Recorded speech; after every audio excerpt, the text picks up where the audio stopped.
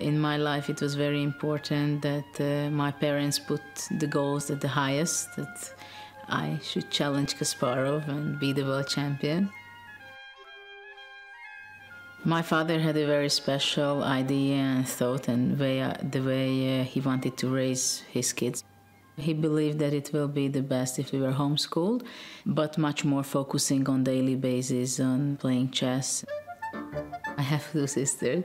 Susan, the oldest, she's 7 years older than I am, and I have another sister, Sophia. I was about 5 years old when I started to play chess.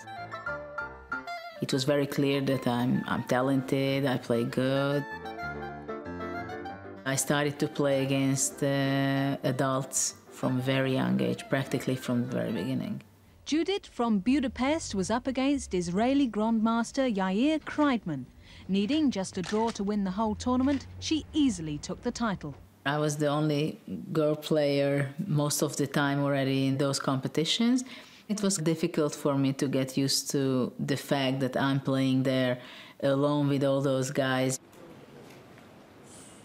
Kasparov was the world champion already in '88 when I met him. And he was watching my game. That's what I heard from other people were telling me. And it gave a lot of inspiration that I knew that already he looked what's going on. When will there be a woman world champion? Well, maybe she's sitting next to me.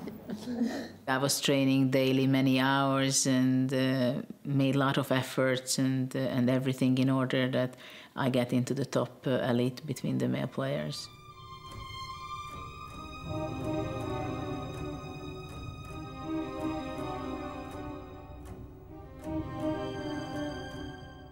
I played with Kasparov starting from '94 in many different occasions.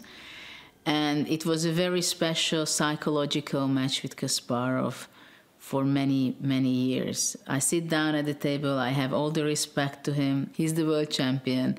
And then somehow you don't have the self-confidence, the knowledge. He has this appearance that you should know already before the game that who wins the game, right?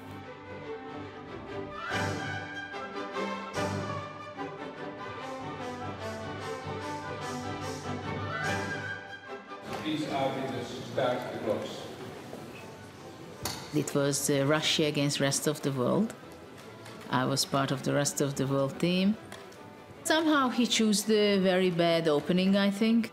It was the Berlin defense, and I took my chances. I played a solid game, and he made a few mistakes, and I took advantage of them.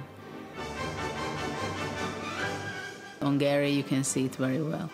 With his body language, his movements, he's shaking his head, holding his head. And of course, I saw it on the board, what's going on.